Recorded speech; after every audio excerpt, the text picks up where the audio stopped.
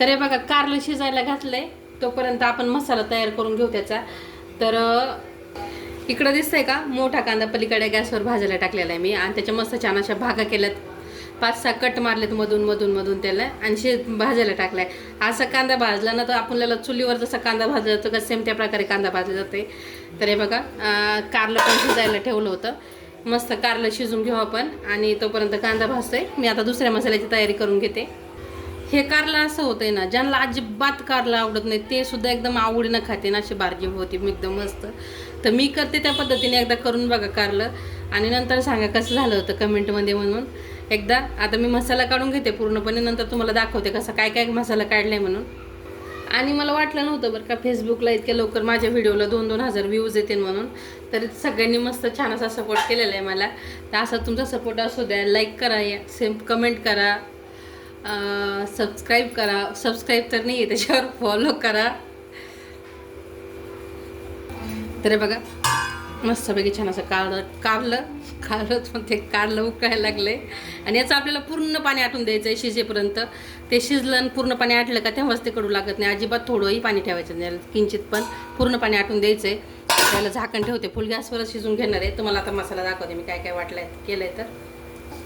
तर मसाला बघा, हा कांदा भाजून घेतला, एक गॅसवरती 2 कांदे भाजायचे आपल्याला. हरभऱ्याची डाळ आहे, अद्रक लसूण आहे, खोबरं, आणि इकडं धने बाजारामधले, याच्यामध्ये सगळं मिक्स असते. तिळा असते, खसखस असते, सगळंच राहतं याच्यामध्ये. गरम मसाला पण असतो या बाजारातील धण्यामध्ये. आणि बघा मस्त छान असतं. माझ्या आईनं पाठवलं आहे आज बाजारातून, आमच्या गावचा बाजार होता तर तिकडून पाठवलं माझ्या भावासोबत चिवडा. आता ह्याची भेळ करून खायची मस्तपैकी. आता हा मसाला आपण भाजून घेऊ. तर हे बघा याच्यामध्ये तेल टाकून घेतले आपण. गरम झालं की याच्यामध्ये आपल्याला हळद म्हणते, हरभऱ्याची डाळ घालायची. ही भाजून घ्यायची व्यवस्थित.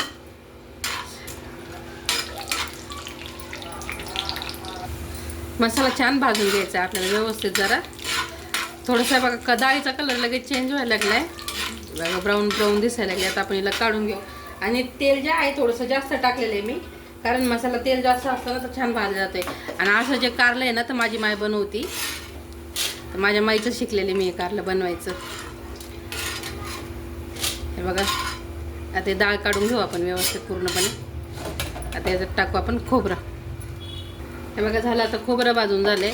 आता जास्त बोलायला लागलं का तो व्हिडिओ मोठा होतो, त्याच्यामुळे शॉर्टकट्समध्ये दाखवते. खोबरं भाजून घेतलं आहे, खोबरं पण छान असं लाल बुंद भाजून घेतलेलं आहे. आता आपण याच्यामध्ये जो मसाला दाखवला होता मी तो टाकणार आहे याच्यामध्ये, धण्याचा म्हणजे धण्यांचे. आता याच्यामध्ये मिक्स मसाला असतो आहे, याच्यामध्ये खसखस तीळ घालायची काही गरज पडत नाही, कारण बाजारातून आता तो बऱ्याच जणाला माहिती असेल, बाजारातून जर मसाला घेतला आपण तर अशा प्रकारे भेटतोय तो.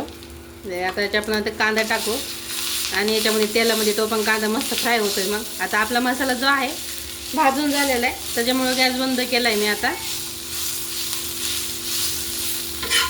आणि थंड झाल्यावर मिक्सरला फिरून घेते, नंतर दाखवते तुम्हाला. आता तर हे बघू शकता मस्तपैकी छान असं कारलं शिजले, पण आपल्याला याच्यामधलं पाणी आटून द्यायचं आहे. तर बघा दाबलं केलं दाबलं केलं लगेच दबतंय. हे बघा मग गरम चटका बसला याचा. ह्याच्यातलं पूर्ण पाणी आटून द्यायचं. आणि हे जे कारलं आहे का अर्धा किलो, तर पूर्ण कारलं नाही करायचं, त्यातलं अर्ध कारलं मी काढून ठेवणार आहे.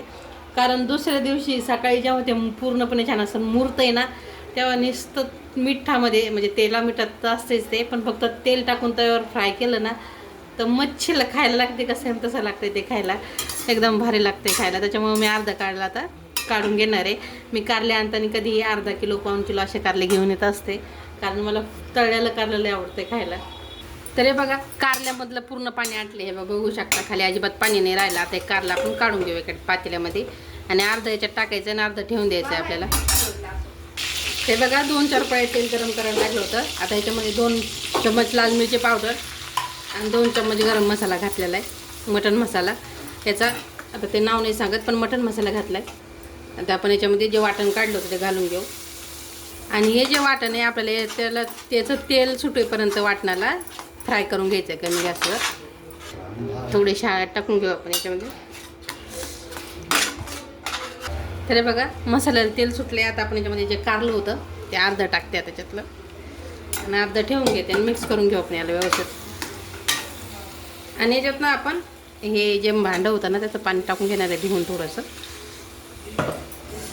मस्त मिक्स करून घेते याला. अजून कारल्या शिजताना मीठ घातलं होतं तरी पण आपल्याला त्यात मीठ घालावं लागणार आहे याच्या ग्रेव्हीसाठी. हे बघा, आणि असं कारलं असतं नंतर कोण खाणार नाही मला सांगा बरं. एवढं छान कारलं जर बनवलं तर कोण खाणार नाही घरी. जे नाही खात का ते पण आवडीनं खाते ना असं कारलं होतंय. आता थोडीशी कोथिंबीर टाकून घेऊ आणि आपलं कारलं जे आहे 2 मिनिटामध्ये आता रेडी होणार आहे बघा. मस्त छान असं तेल सुटलंय.